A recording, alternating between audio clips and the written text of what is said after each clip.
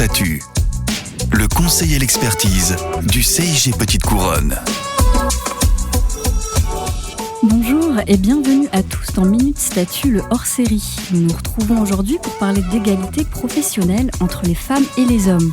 Alors qu'est-ce qu'on entend par égalité professionnelle ?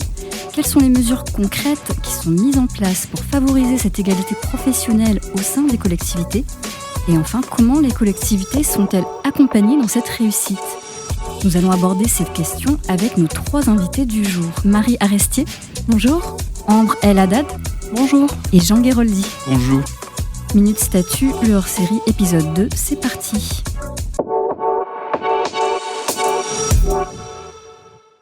Pour parler d'égalité professionnelle, il faut quand même d'abord savoir de quoi il s'agit.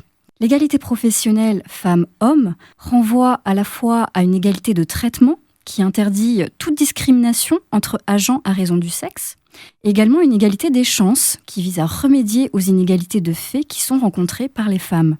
Dans la fonction publique, la loi de transformation de la fonction publique du 6 août 2019 est venue renforcer cette égalité professionnelle en prévoyant de transposer les dispositions de l'accord relatif à l'égalité professionnelle entre les femmes et les hommes dans la fonction publique, accord qui date du 30 novembre 2018. Concrètement, cette loi, elle impose l'élaboration de plans d'action relatifs à l'égalité professionnelle qui doivent comporter 4 axes. Prévenir et traiter les écarts de rémunération entre les femmes et les hommes. Ensuite, garantir l'égal accès des femmes et des hommes aux emplois de la fonction publique. Favoriser l'articulation entre activités professionnelles et vie personnelle et familiale. Et enfin, prévenir et traiter les discriminations, les actes de violence, de harcèlement moral ou sexuel et les agissements sexistes. Alors, en outre, les collectivités doivent également réaliser chaque année un rapport de situation comparé qui est intégré au rapport social unique, le RSU. Les données qui sont genrées et qui y figurent constituent une base pour la partie diagnostic du plan d'action. Pour avoir une idée un peu plus précise, prenons l'exemple de la Petite Couronne. Je me tourne pour cela vers notre premier invité, Jean Guéroldi. Alors Jean, vous qui êtes chargé d'études RH au sein de la direction de l'emploi territorial du CIG Petite Couronne, où en sommes-nous en termes d'égalité professionnelle dans la Petite Couronne ? La Petite Couronne connaît un taux de féminisation élevé puisque la part des femmes s'élève à 64%. Quand on regarde par filière, on constate que les femmes sont surreprésentées dans les filières médico-sociales à hauteur de 96% et administratives où l'on compte 84% de femmes. À l'inverse, c'est intéressant de regarder que les hommes sont majoritaires dans les filières techniques puisqu'ils sont 54% et surtout au sein des filières sportives et police. Cette inégale répartition entre les genres pose question en termes de mixité des métiers. Elle a aussi des conséquences sur les écarts de rémunération, puisque les filières les plus féminisées sont les moins rémunérées. Au niveau du territoire, on constate un écart de rémunération en défaveur des femmes de 13%. Autre inégalité intéressante à observer en Petite Couronne, c'est le faible taux de féminisation des DGS. Moins d'un tiers des agents occupant cette fonction sont des femmes. Merci Jean. Je laisse maintenant la parole à Ambre El Haddad, qui est chargée d'accompagnement des collectivités au sein du centre Hubertine Auclair, un centre francilien qui a pour objectif la promotion de l'égalité femmes-hommes. Ambre, pouvez-vous nous en dire un petit peu plus sur le plan d'action relatif à l'égalité professionnelle qui, je le précise, doit être obligatoirement élaboré par les collectivités de plus de 20 000 habitants ? Alors, l'objectif du plan d'action est avant tout de structurer la politique RH de la collectivité en faveur de l'égalité professionnelle. Jusqu'à présent, de nombreuses collectivités présentaient uniquement les chiffres des inégalités femmes-hommes au sein de leur rapport social unique, sans véritable analyse de ces inégalités. L'égalité n'est pas seulement un principe garanti par la fonction publique, c'est aussi un objectif qui n'est pas encore atteint dans les faits. Et pour devenir effective, l'égalité professionnelle implique la mise en œuvre d'actions correctrices. Le plan d'action engage donc la collectivité à mesurer et à réduire ces inégalités professionnelles et à lutter contre les violences sexistes et sexuelles dans un délai à la fois réaliste, mais suffisamment long pour évaluer de premiers résultats. La collectivité se doit aussi d'être exemplaire en tant qu'employeur public, notamment lorsqu'elle porte en même temps une politique locale d'égalité à destination des administrés. Merci pour ces explications, Ambre. Je me tourne maintenant vers Marie Arestier, qui est DRH de la ville de Meudon dans les Hauts-de-Seine. Marie, vous avez mis en place un plan d'action dans votre collectivité et vous avez accepté d'être parmi nous aujourd'hui pour nous faire un retour de cette expérience.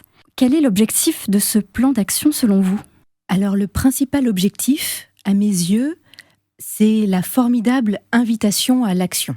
Avec son plan d'action, j'insiste bien sur ce terme, la collectivité, elle prend des engagements, elle précise des délais et surtout, elle choisit des indicateurs pour mesurer l'impact des actions. Cet engagement, il est collectif, il est au plus haut niveau de la collectivité parce qu'il est pris avec les élus et les représentants du personnel. Le plan, il est d'abord présenté, débattu, validé dans le cadre du dialogue social, puis au sein du conseil municipal. Et une fois adopté, le plan est largement diffusé en interne, auprès de toutes et de tous, et il rend véritablement visible le sujet et il crée des attentes. Et c'est grâce à ces attentes que l'égalité professionnelle, elle progresse dans les faits. Et en règle générale, quelles sont les personnes qui sont à l'initiative du projet et puis les personnes associées à l'élaboration et à la mise en œuvre du plan d'action ? Jean ? En pratique, on constate que les personnes à l'initiative du projet varient d'une collectivité à une autre. Certains élus à l'égalité femmes-hommes, souvent des femmes, très engagées sur cette thématique, peuvent être à l'origine du plan. Sur la mise en œuvre, bien souvent, ce sont les DRH et leurs équipes qui portent ce projet. Parfois, ce sont aussi les chargés de mission dédiés à l'égalité femmes-hommes pour le territoire qui pilotent l'élaboration du plan interne. N'oublions pas aussi qu'il s'agit avant tout de la traduction d'une orientation politique qui va impliquer l'ensemble de l'Assemblée délibérante. Il est nécessaire ensuite de réunir un comité de pilotage qui va impliquer tous les chefs de service RH ainsi que les organisations syndicales, les représentants du personnel et la mission égalité. Et puis, un groupe d'agents volontaires représentatifs d'une diversité de secteurs et de problématiques RH pourra également être consulté pour la rédaction du plan. Le comité de pilotage désigne ensuite des pilotes précis pour chaque action, communiquant régulièrement de l'avancée du plan au comité de pilotage. Et pour l'illustrer, à la ville de Meudon, la culture de l'égalité est très ancrée. La ville fait partie du Centre Hubertine-Auclair depuis longtemps. Elle est également membre du réseau Égalité Femmes-Hommes de l'AMD 92. Une maire adjointe, Saïda Belaïd, est en charge de la ville inclusive et de l'égalité entre les femmes et les hommes. Du côté de l'administration, l'égalité professionnelle est également portée au plus haut niveau par la directrice générale adjointe en charge des ressources humaines, qui est également en charge de l'éducation, de la petite enfance à la jeunesse et de la culture. Ce positionnement apporte une vision interne-externe très complémentaire et très riche. Ensuite, nous co-construisons avec des acteurs variés. En premier lieu, tous les acteurs RH, formation, recrutement, santé au travail, carrière et rémunération, système d'information, sans oublier la dimension communication interne. Et évidemment, nous travaillons en lien étroit avec les représentants du personnel. Par exemple, cette année, avec la CFDT, nous avons décidé de faire un focus sur les femmes cadres. Régulièrement, nous lançons des initiatives en direction des agents. Nous avons créé en 2021 une vidéo de femmes inspirantes de la collectivité, proposé des quiz, des séances de self-défense autour du 25 novembre. Et à ces occasions, j'en profite pour ressentir les besoins et écouter les idées pour les prochaines actions à conduire. Et justement, à Meudon, comment avez-vous réalisé votre plan d'action ? Et puis, quels moyens est-ce que vous avez mobilisés pour cela ? Alors, pour être tout à fait honnête, j'ai été confrontée à ce que j'appellerais le principe de réalité. On était fin 2020, une année un peu perturbée, alors on a adopté la politique de petits pas. La première étape que je recommande très chaleureusement, c'est de commencer par recenser l'existant, pour le mettre en lumière et pour le valoriser. C'était d'autant plus important pour moi que je venais d'arriver et donc que je ne connaissais pas cet existant.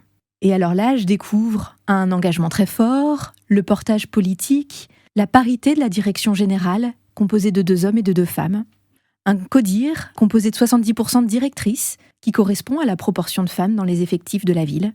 Donc tout ça, ce sont des signaux très favorables. Et après, il y a tout ce qu'on voit moins bien.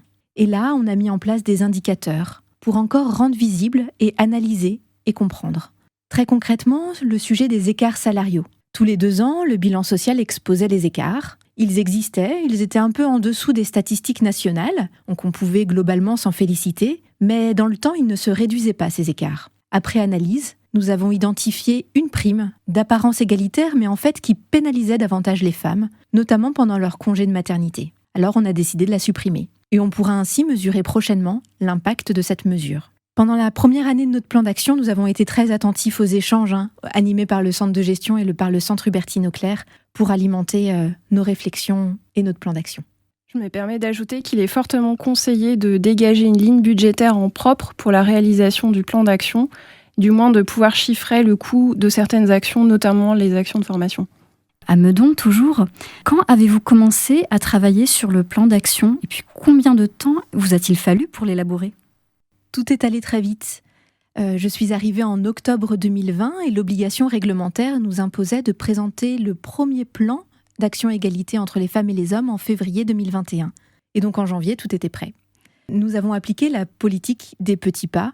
Donc pour le premier plan, on a choisi une périodicité annuelle et c'était un premier petit pas. Et cette année, en janvier 2022, nous avons adopté le deuxième plan d'action et un plan pluriannuel sur les années 2022-2024. Donc ça fait 3 nouveaux petits pas. Ce travail, il a été conduit en cohérence avec le plan de formation et le programme de prévention et de qualité de vie au travail. Ainsi, ce sont les mêmes priorités autour du dispositif de signalement et d'une démarche globale d'amélioration continue des conditions de travail, dont un volet important est consacré à l'égalité de toutes et de tous. Pour donner un ordre d'idée aux collectivités, le délai réaliste pour la réalisation d'un plan est entre 6 à 9 mois, le temps de pouvoir se former, récolter des données sexuées, réaliser des entretiens dans les secteurs clés pour affiner le diagnostic et organiser des focus group thématiques. Le délai de réalisation du plan n'a pas toujours permis aux collectivités de s'approprier la thématique. La conduite du plan d'action intervient aussi en parallèle à d'autres chantiers RH. Marie, pourquoi s'être saisie de cette question et avoir réalisé un plan d'action ? Alors clairement, j'invoquerai sans hésiter et en premier lieu l'obligation réglementaire. Dans nos métiers, dans les ressources humaines, c'est un levier à ne pas négliger. Ensuite, c'est clairement un enjeu de société.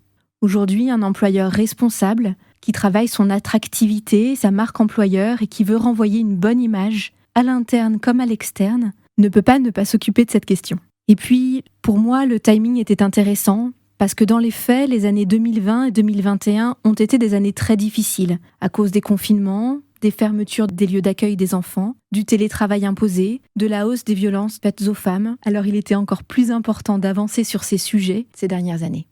Pour les collectivités de la Petite Couronne et ailleurs également, on constate que c'est l'obligation légale qui les a contraintes à s'emparer des enjeux autour de l'égalité femmes-hommes. Cela dit, des collectivités travaillaient déjà sur ces questions avant la loi. Certaines mènent depuis longtemps des politiques locales d'égalité à destination de la population. Elles ont ainsi pu développer des méthodes de travail et des outils pouvant être utilisés en interne. Enfin, dernière question pour vous, Marie. À Meudon, est-ce que vous prévoyez de réviser votre plan d'action dans le futur ? Oui, bien sûr. Nous sommes clairement inscrits dans une logique d'amélioration continue. Analyser, expérimenter, mesurer et réajuster. Nous avons convenu avec les représentants du personnel de réaliser un bilan annuel, notamment pour produire ces fameuses données genrées et mesurer les effets de nos actions. Et nous réécrirons un nouveau plan en 2024 pour les années à venir. Merci à vous pour votre retour d'expérience. Plus largement, Jean, quelles sont les difficultés que peuvent rencontrer les collectivités dans l'élaboration du plan d'action ? Les principales difficultés découlent d'un problème de gouvernance du plan d'action et du pilotage par les élus et la direction générale. Autre type de difficulté identifiée, c'est le manque de moyens humains. L'élaboration du plan d'action nécessite de croiser les compétences. Elle implique aussi de dégager du temps pour s'y consacrer et se former à cette thématique. Et pour surmonter ces difficultés, en votre qualité d'expert dans ce domaine, Ambre et Jean, que préconisez-vous aux collectivités ? Alors je dirais en premier lieu qu'il est nécessaire d'avoir une conviction très nette de la pertinence de travailler l'enjeu de l'égalité professionnelle au sein des politiques RH et donc de ne pas sous-estimer le temps de la légitimation auprès des services comme des élus. Il s'agit d'une politique très récente et de nombreuses idées reçues perdurent. Ce temps de légitimation est déjà une forme d'action. Et alors pour muscler son argumentaire sur le sujet, on pourra pour cela s'appuyer sur des éléments objectivés et stabilisés à travers le rapport social unique. On pourra également démontrer de l'intérêt de travailler l'égalité professionnelle pour renforcer la qualité de vie au travail des agentes et des agents ou améliorer l'attractivité de la collectivité au niveau du recrutement. Enfin, le plan d'action doit s'inscrire dans une démarche de valorisation de l'existant, vous le disiez tout à l'heure. Il s'agira donc d'identifier les actions qui sont déjà mises en œuvre par la collectivité et qui sont déjà porteuses d'égalité mais qui n'étaient pas encore identifiées comme telles. Il peut être question par exemple d'une politique de mobilité interne qui va permettre d'améliorer notamment la mixité dans certains secteurs. Pour compléter les propos d'Ambre, j'ajouterai qu'il me paraît primordial de désigner un pilote pour l'élaboration et la mise en œuvre du plan d'action. Il est aussi nécessaire de prévoir du temps pour former les agents participant à ce projet. Si un élu à l'égalité a été désigné, il est important de l'associer à la démarche. Pour les collectivités n'ayant pas encore trop avancé sur cette thématique, il vaut mieux pratiquer la politique des petits pas et commencer modeste. Par exemple, élaborer à minima une action par axe à partir des premiers résultats du diagnostic et garder à l'esprit que les actions peuvent porter sur la poursuite de ce diagnostic. De manière générale, il est essentiel de prévoir pour chaque action des indicateurs de suivi et un calendrier de mise en œuvre. Il est également indispensable de réaliser un bilan annuel de l'état d'avancement du plan d'action, conformément au décret de 2020. Et n'oublions pas que les collectivités peuvent se faire accompagner par le CIG Petite Couronne et le Centre Hubertine Auclair pour mettre en œuvre leur plan d'action. Alors toujours Ambre et Jean, pourriez-vous m'en dire un petit peu plus sur vos moyens d'accompagnement ? Oui, alors le Centre Hubertine Auclair accompagne ses collectivités membres franciliennes à travers différents types d'actions, notamment des conseils méthodologiques et l'animation de formations auprès des élus et des services pour élaborer un plan d'action égalité professionnelle ou mettre en place un dispositif de signalement des violences sexistes et sexuelles au travail. On va aussi aider à la construction de temps de rencontres et de débats sur l'égalité à destination des agents, dans le cadre notamment de leurs événements du 25 novembre et du 8 mars. On va aussi faire de l'accompagnement dans l'analyse des données sexuées du rapport social unique, comment interpréter ces données brutes. Et enfin, mettre à disposition des ressources, notamment on a produit un kit d'action pour lutter contre les violences sexistes et sexuelles au travail, en offrant notamment la possibilité de personnaliser l'outil et d'y ajouter des contacts locaux. Le centre travaille beaucoup sur la consolidation de l'argumentaire en faveur de l'égalité et aux différents types de stratégies à mobiliser en fonction des résistances et oppositions observées dans la structure. On a notamment conçu un jeu de rôle qui s'appelle Sceptique-Antiseptique pour déconstruire les idées reçues sur le féminisme. Concernant le CIG Petite Couronne, nous mettons à disposition gratuitement différentes ressources, donc des documents et des outils pour le diagnostic chiffré, une synthèse thématique, égalité professionnelle, réalisée à partir du RSU de la collectivité et des études nationales et Petite Couronne sur l'égalité professionnelle qui permettent aux collectivités de se comparer entre elles. On propose aussi des outils d'aide à l'élaboration du plan d'action. Un webinaire est disponible en replay portant sur le passage de la collecte des données à l'élaboration des premières pistes d'action. On a aussi un outil intitulé Action Égalité Pro qui permet de formaliser un plan d'action très rapidement sous format PDF. Il couvre les 4 axes obligatoires. Chaque partie comprend un diagnostic chiffré réalisé à partir des indicateurs du rapport social unique, des analyses automatisées et des propositions d'action à mettre en œuvre.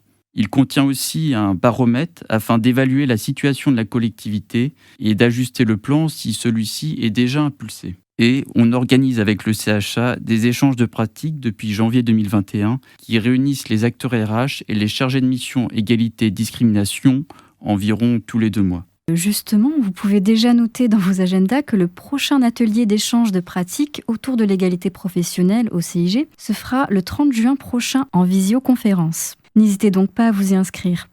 Ambre El Haddad, Marie Arestier et Jean Guéroldi, merci d'avoir participé à cet échange très enrichissant sur l'égalité professionnelle.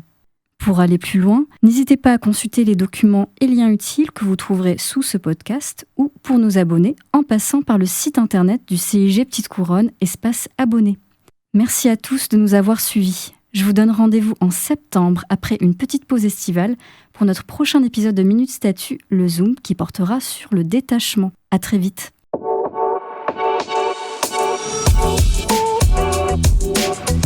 Minute Statut. Le conseil et l'expertise du CIG Petite Couronne.